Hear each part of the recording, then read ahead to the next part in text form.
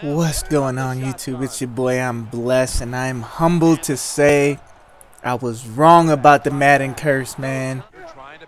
Well, not 100% wrong, but I'm bringing you Madden 13. It's my Random Team Thursday. Happened to be the Detroit Lions, so I figured I'd do my MVP Mondays as well with Calvin Johnson, the new CJ2K. It should be CJJ2K. But Calvin Johnson, man, he's a beast. He's been a beast all year, and I kind of downplayed him early in the season. He had some critical misplays, so I figured, you know what, maybe the curse is real. But he topped Jerry Rice's record, and the curse doesn't exist. I guess it doesn't exist. Well, maybe it doesn't exist for certain positions, because I'm about to read you guys the Madden Curse and let you guys know what's going on with that. It's a fairly short video. I'm just showing you guys scoring plays, big plays, turnovers, and Calvin Johnson plays. But yeah, the year they started putting players on the cover, 2001 Madden, Eddie George, he was cursed. The year before, he had 1,500 yards rushing, 14 touchdowns, dropped it down to 900 yards rushing and 5 touchdowns.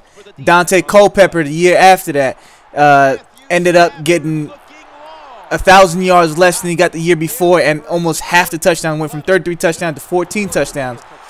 Excuse me, drinking a 7-Up. I usually don't drink soda or pop, whatever you call it, wherever you're from. But Marshall Faulk, right after the year after that, went from 700 yards to 500 yards, 9 touchdowns to 12 touchdowns receiving, 12 touchdowns rushing to 8 touchdowns rushing, from 13 to 900 yards rushing. Michael Vick, almost 3,000 yards through the air, 16 touchdowns, 700 yards on the ground. The year after, he ended up on the cover in 2004. Got hurt and ended up playing 5 games, 500 yards passing, 250 yards rushing with 1 touchdown, 4 touchdown passes. So, I mean, the curse is real. Ray Lewis ended up in 2005. The year prior, he had some legal problems, but he ended up making it through it. Ended up getting cursed the next year after he ended up on the cover, only getting 39 tackles, which is pretty trash for a linebacker, a middle linebacker. But then again, he did get hurt. He only played 6 games as opposed to the year prior, 15 games, never having a major season injury. Donovan McNabb, the year after, played 15 games, got hurt, played only 9 games, 2,000 yards less passing, half the touchdowns, went from 31 to 16 passing touchdowns, almost 200 less yards on the ground rushing for a quarterback. Sean Alexander got cursed, missed the last 6 games of the season with 1,000 less yards than he had the year prior, from 27 to 7. Vince Young, I don't even need to hit on Vince Young. That's just done. LaDainian Tomlinson, his career was over after he ended up on the cover of Madden. Brett Favre, he was cursed. It wasn't that much of a curse, but he was a Jet, so I guess that does count as him being cursed. And Larry Fitzgerald, the only one immune to the curse.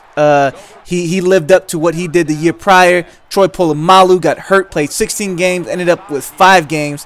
Drew Brees, he had some voodoo help coming out the Saints.